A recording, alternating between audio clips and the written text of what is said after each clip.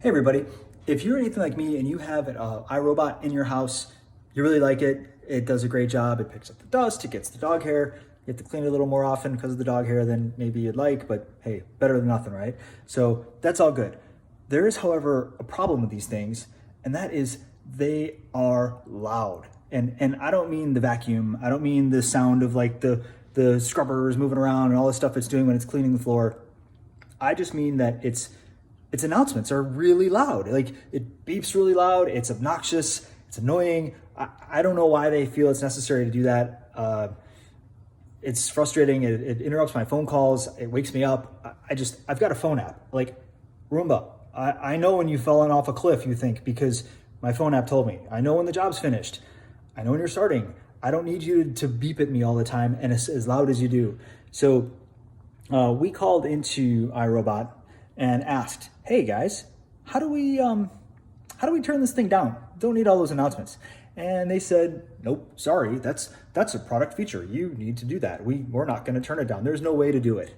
And well, I wasn't ready to take that for an answer. So instead, I took the thing apart and I figured out that there's really not a lot to it.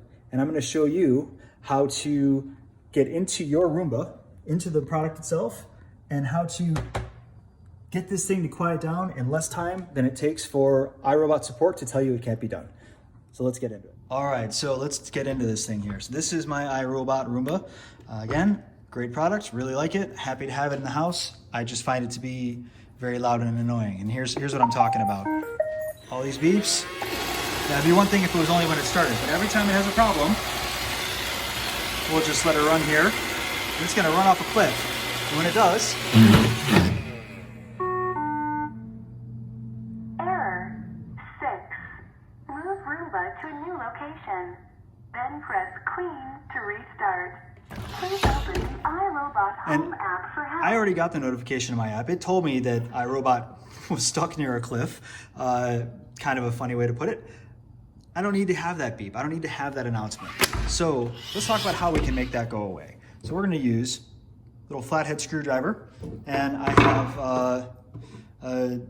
also a small flathead if we need it. But in this case, I'm just gonna pop open this little lever here, give myself some room, and right inside underneath here, I'm sorry it's so dirty, but this is a live, real used unit. I will just stick the screwdriver underneath the faceplate. You can just try to get a shot of that.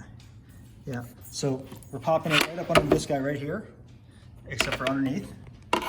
When I do, here, I'll stick it in there a little better so you can hear it pop. Pop it out, that's this guy here. So when this comes off,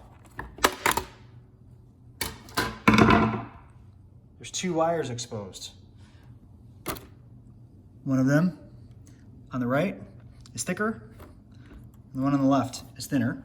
And having taken this whole thing apart, what I figured out was this guy right here on the right, that goes to a speaker. So I just unplug this.